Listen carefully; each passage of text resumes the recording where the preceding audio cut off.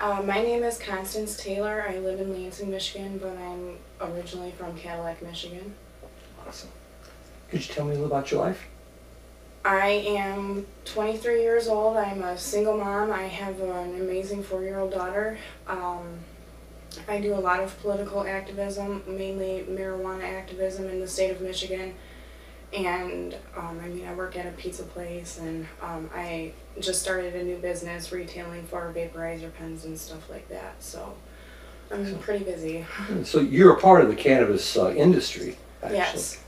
Yes, very much so. Well, what brought you into the cannabis industry? Well, I've always been involved. I've always medicated. I've been medicating for 7 years to treat like my own depression and anxiety. It's not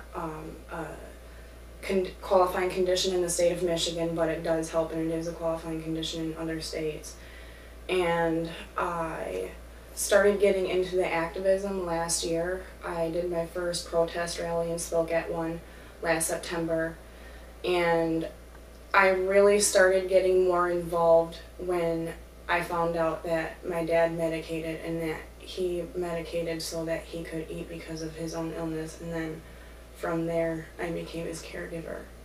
Really? So cannabis actually helped him? Yes. Helped him to eat? Yeah, he had hepatitis C, and then it developed into cirrhosis of the liver and liver disease, and then eventually liver cancer. Oh, I'm sorry to hear that. Yeah, cannabis helped him with his health condition, though. Yeah, it helped him. He had lost a lot of weight since he retired, and smoking would help him eat. It would help him have an appetite, and it would give him energy throughout the day because he was very exhausted and very tired all of the time since his organs were starting to fail. I see.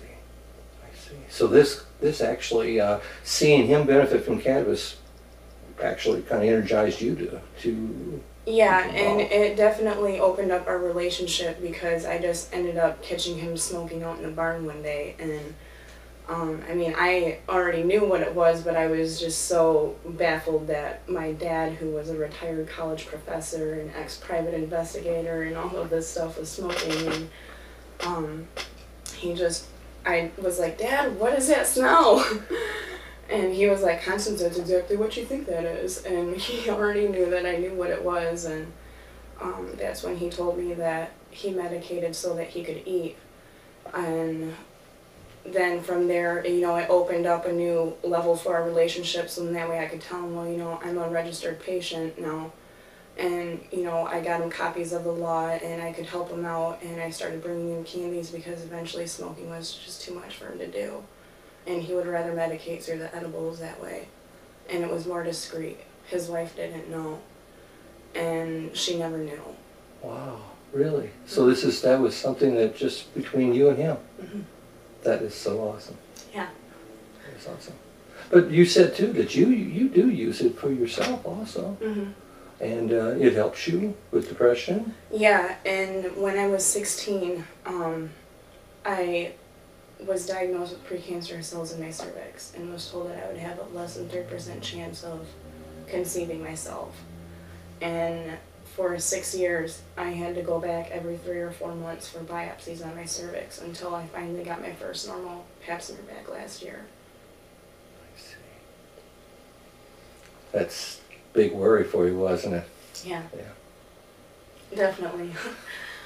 I guess the anti-cancer properties of cannabis is pretty important for you, isn't it? Definitely, and after I started getting more involved, I started doing marketing for different dispensaries and compassion places down in Jackson, Michigan when I used to live there. Mm-hmm. And, going to all these different places, they would educate you whenever you would come in, and so then I started, learning the differences between THCs and CBDs and hybrids, and what would be more appropriate for me at what time of the day.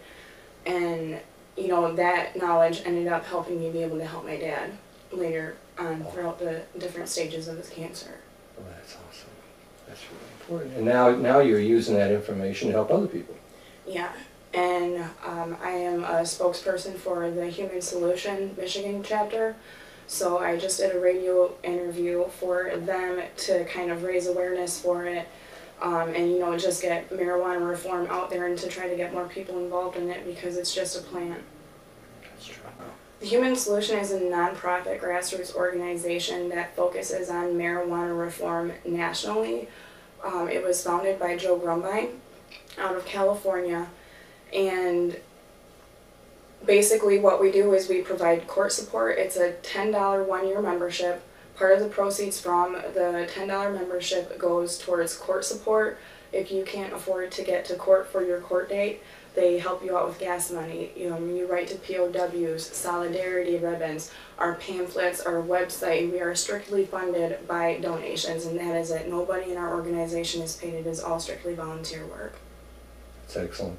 It's a terrific organization. Yeah, and if you know, you can join. You don't have to be in trouble for any marijuana charges, not just medical. You know, it's all marijuana charges. Most of us that are involved in the Human Solution do have charges or current or past charges with marijuana. And if you are a member of the Human Solution, what we do is we show up to court for you and support redress professionally, and we have these green solidarity ribbons with a red cross in the middle of them, and we wear them into court. And they have, our supporters have been mentioned in different court cases. For instance, in Joe Grumbine's, the supporters really helped his case. It's excellent. It's excellent. It's a good organization. Joe's a great guy. Yeah, absolutely. Well, I think that's a great interview. Thank you so much, Constance. No I problem. appreciate Thank it. you. Thank you.